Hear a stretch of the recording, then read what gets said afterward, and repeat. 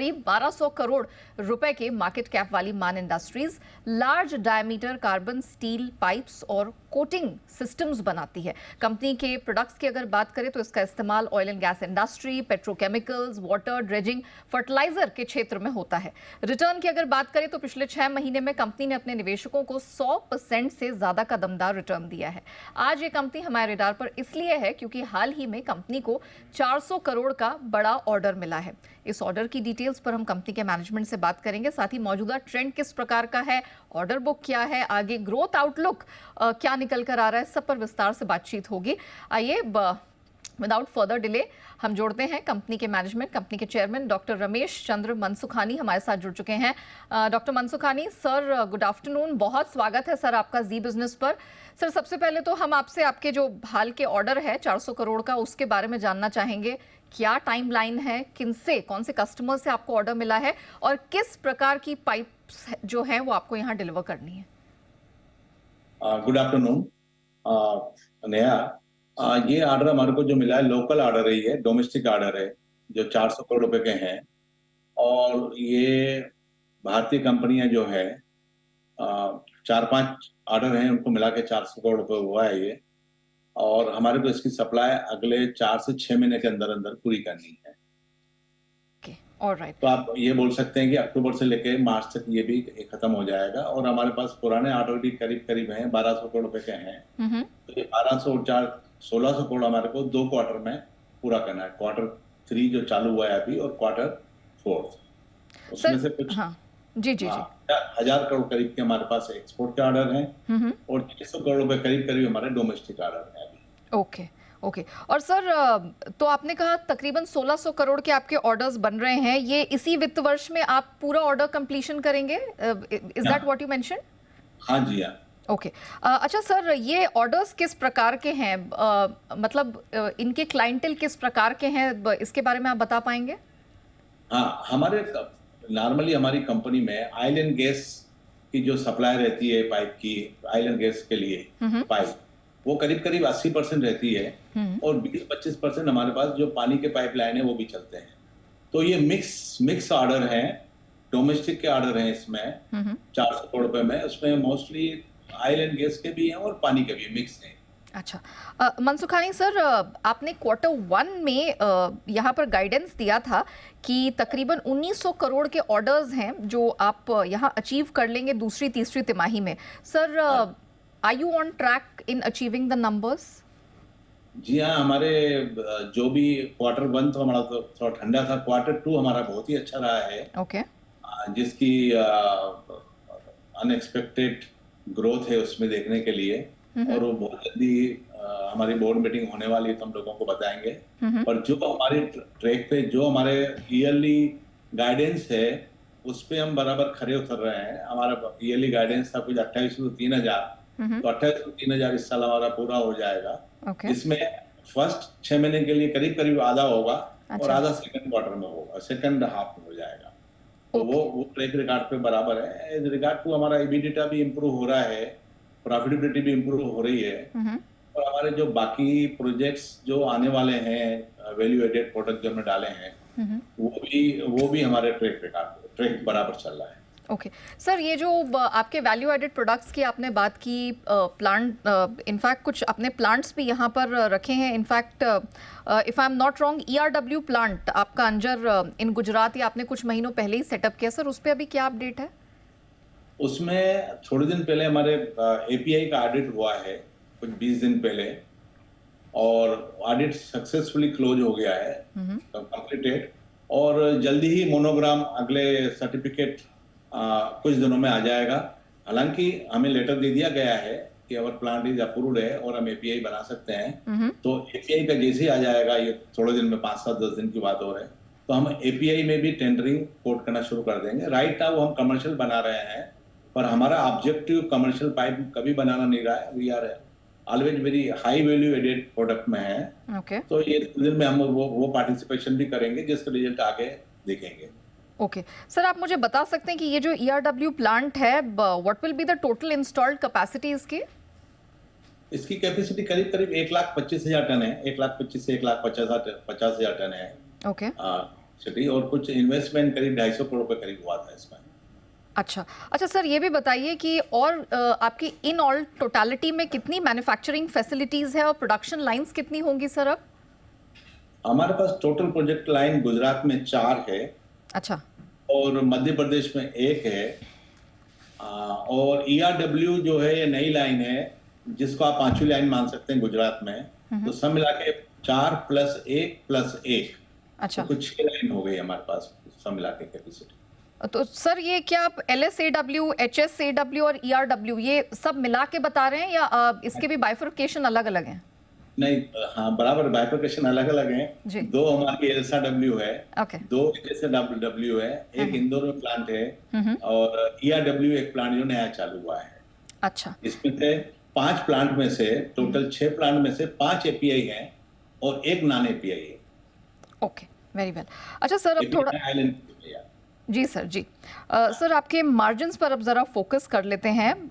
यहाँ पर आपने तो क्लियरली जो गाइडेंस 1900 करोड़ का दिया, यहाँ पर हमने कुछ डिक्लाइनिंग ट्रेंड देखा है। अगर हम आपके रेवेन्यू एंड पैट पे नज़र डालते हैं, कुछ फिगर्स हैं, आप बता सकते हैं सर क्या कारण रहा है इसके पीछे? देखिए मैडम, ऐसा है कि जो Q1 था उसमें साइक्लोन ने हमारे को बहुत हिट किया था। बिफोर जो साइक्लोन गुजरात में आया था, जी। तो we are a port base very close to the port, तो then very badly hampered our production and काफी लॉसेस हो गए। रिकवर होने में 1-1.5 महीना लगा, but whatever we last in first 3 months, वो हमारे को 6 महीने, अगले 3 महीने में हमने वो पूरा रिकवर कर लिया है। अच्छा। तो हमारा जो भी लॉस हुआ है Q1 में, Q2 में वो लॉस भी रिकवर हो गया है और ग्रोथ भी 30-40% की अलग से दिख रही है। तो whatever we lost we recovered it. Okay. So sir, अब इस पे रेवेन्यू पैट के फ्रंट पर अब आपका यहाँ से क्या आउटलुक रहेगा sir? Will you be able to get back to the March end the December 22 numbers, या कुछ और यहाँ पर आप आउटलुक लेकर चल रहे हैं? जो हमारे मार्च के जो फिगर थे, मार्च 23 के जो फिगर थे, मार्च 24 में हमारी टारगेट करीब करीब 45% ग्रोथ है टॉप लाइन में, जो कि आ रही है। और द प्रॉफिटेबिलिटी में रफली we are estimating the EBITDA will be double compare to last year. अच्छा, कंपेयर टू लास्ट ईयर आप EBITDA डबल देख रहे हैं? डबल देखेंगे और टर्नओवर में 40-50% की ग्रोथ। अच्छा सर, आप आयरन और प्राइसेस पर मैं थोड़ा सा बात करना चाहूँगी। अभी हाल फिलहाल में हमने देखा है प्राइसेस हैव बीन रिवाइज्ड, तो क्या आप बता सकते हैं कि अभी क्वार्टर ऑन क्वार्टर बेसिस पर पिग आयरन प्राइसेस किस प्रकार के हैं, और ये जो चेंजिंग प्राइस सिनेरियो अभी हम देख रहे हैं, इसका आपके बिजनेस पर कितना इम्पैक्ट पड़ रहा है, इफ एट ऑल? देखिए, कोई खास इम्पैक्ट नहीं है, बहुत छोटा सा इम्पैक्ट आया है। अच्छा। वो 5 से 15 दिन में रहता है, उसके बाद वापस वो सस्टेन नहीं हो पाता है। और अनदर थिंग, हम क्या प्रोजेक्ट बिजनेस में है, तो हम क्या करते हैं, 90% मटेरियल हम बैक टू बैक बुक करा देते हैं। अच्छा।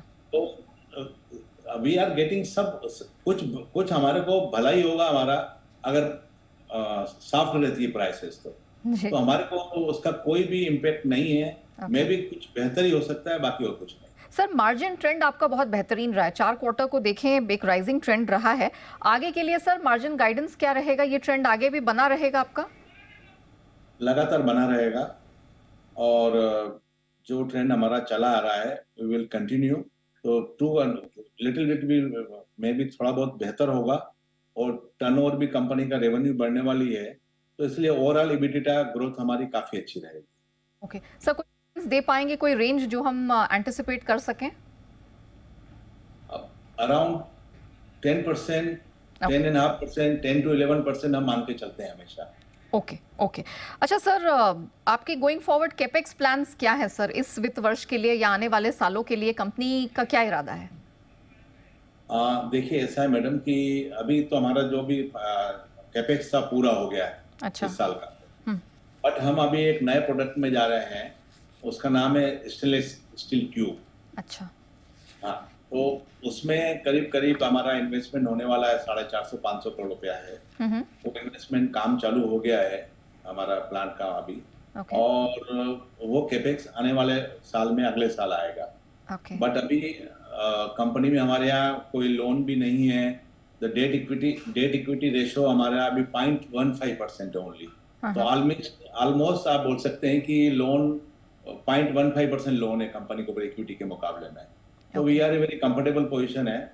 हम ग्रोथ कर रहे हैं, पर हमारे बिजनेस में जहां भी हम ग्रोथ कर रहे हैं, यहाँ भी कर रहे हैं, अब्रॉड में भी जाने की बात सोच रहे हैं हमारे प्रोडक्ट में, पर हम अपने ही फील्ड में जहां सिनर्जी है बिजनेस में, हम वही काम कर रहे हैं।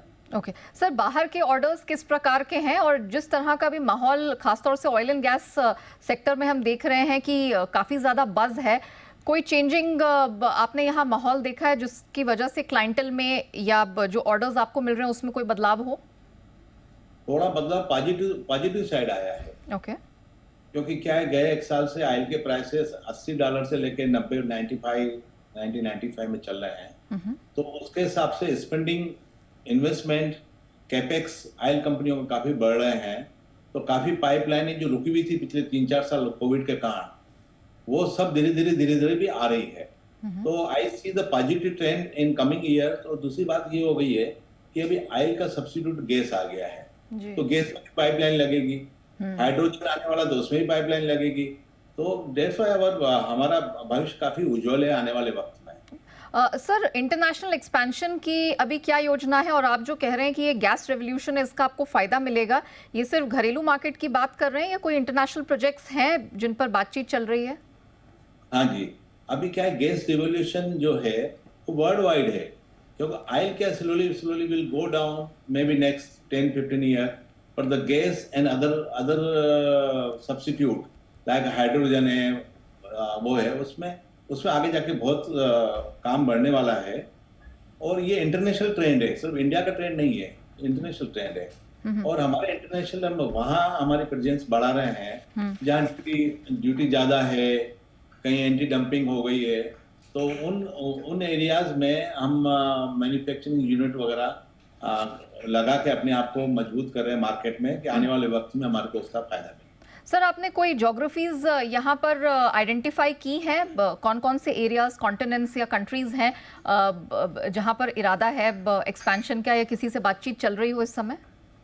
हाँ जी, बातचीत भी चल रही है, कुछ हमारे काम भी चल रहे हैं। मोस्टली हमारा मिडिल ईस्ट में फोकस ज्यादा है, जो हमारी नेबरिंग कंट्रीज है और ऑयल एंड गैस प्रोड्यूसर्स है। ओके सर, ये जो स्टील क्यूब सेगमेंट में आपने उतरने की बात कही है, क्या स्कोप है सर इसका, और आपके रेवेन्यू में इसका कितना योगदान रहेगा गोइंग फॉरवर्ड? ऐसा है कि ये हम स्पेशल ट्यूब में जा रहे हैं, स्टेनलेस स्टील की सीमलेस ट्यूब में जा रहे हैं। मदर पाइप जिसको बोलते हैं, स्टेनलेस ट्यूब, जो जिसके बहुत ही कम प्रोड्यूसर्स हैं, हम उसमें जा रहे हैं। उसका भी आने वाले वक्त में मैं सोच रहा हूँ, मैं देख रहा हूँ कि अगले 1 आध साल बाद उसमें भी 1000 करोड़ रुपए का एडिशनल रेवेन्यू उसमें आना शुरू हो जाएगा। ओके अच्छा सर, एक रेवेन्यू के फ्रंट पर मेरा आपसे सवाल था, currently what is the consolidated segmental revenue sir फिलहाल आपका, और इसमें बाइफर्केशन भी जो एल्सो, एचसो और कोटिंग का भी बताइए sir.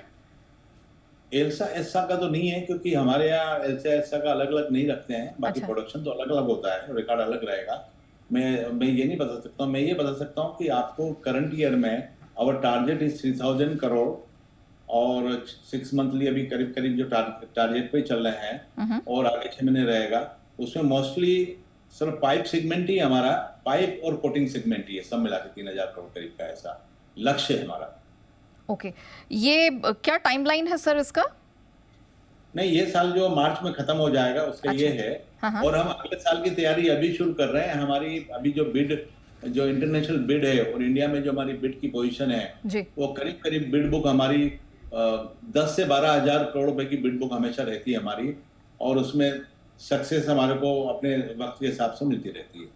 Alright, doctor Mansukhani sir, thank you so much, it's been a pleasure speaking with you. आपने हर एक सवाल का इतना बेहतरीन तरीके से समझाकर जवाब दिया, उसके लिए आपका बहुत बहुत धन्यवाद।